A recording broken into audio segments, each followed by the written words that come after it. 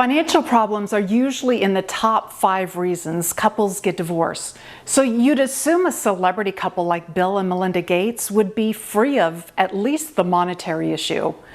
Some would consider their fortune the gates of heaven. Sorry, I had to do that. And how could they possibly have any issues? So what happened? We can only speculate on this celebrity divorce, but we will share our theory based on what we've learned from mentoring over 150 couples.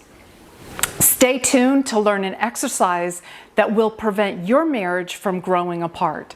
And ladies, apply to be a part of our Wives Who Thrive workshop. Details at the end of this video as well as in the description below. For the best marriage advice, subscribe to our channel so you don't miss our weekly Wednesday videos. If Bill and Melinda's compound goes to market, the Gates would have to find a buyer looking for a Seattle home with a trampoline room and 66,000 square feet to dust. They've been married 27 years, and the timing of divorce is typical to most couples waiting until they've moved into the empty nester stage. I work and mentor with many wives, and one common fear amongst them is the fear of growing apart from their spouse.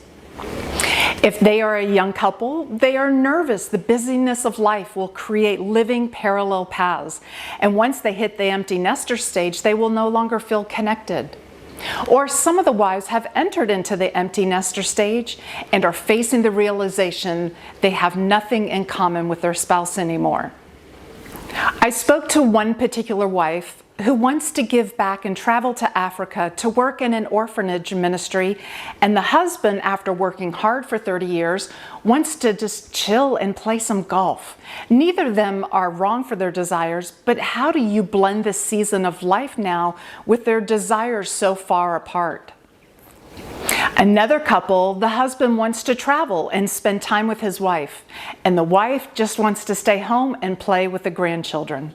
Again, neither of them are wrong, but the dream of what they hope they would be doing in this empty nester stage is polar opposite. Let's back up to when we were dating. We dreamed together, we talked about what our family goals were, we shared our bucket list, and then we got married. Naturally, the busyness of working and raising a family can take over to the point where we forget about those idealistic thoughts about our hopes and dreams. And that's where this exercise comes in. Hopes and dreams. The hopes and dreams is part of a weekly exercise that we've done early on and continue to in our marriage. Now, you might think doing a weekly exercise of discussing your hopes and dreams might seem excessive, but let me show you a couple examples of how it makes sense to discuss this every week. Every Saturday, Russ and I do our weekly check-in, which you can learn more about here in this video, which includes the Hope and Dreams exercise. It's important to keep your hopes and dreams up front and center in your marriage because they do change, as you can see from our real-life example. For years, Russ wanted a beach condo in Florida. It was a dream he talked about constantly.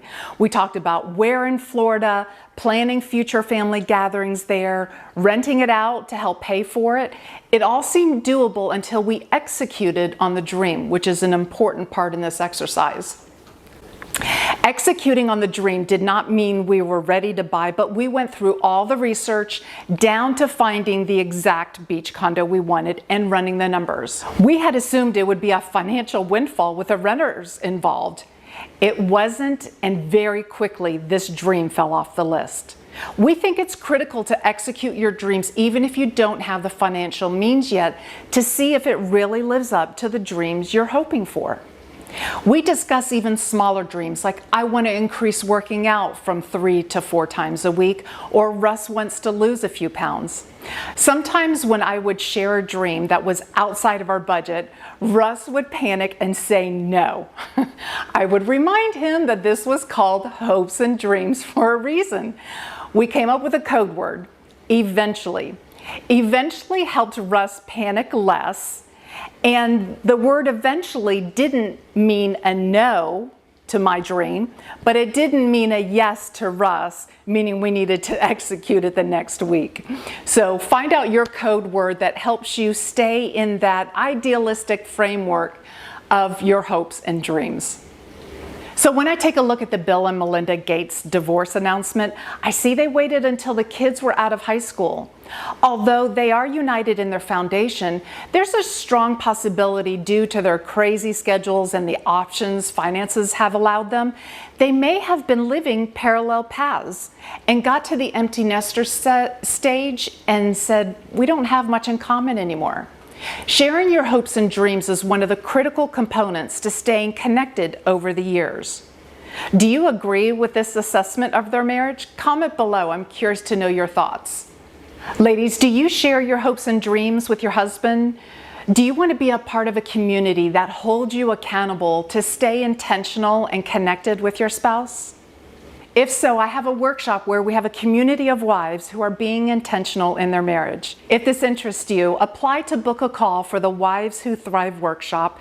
I'm now accepting applications. Remember to subscribe and comment below your hopes and dreams for your marriage. Learn more about the weekly check-in here in this video. Remember, to have an extraordinary marriage, be intentional. I'll see you in the next video. Bye-bye.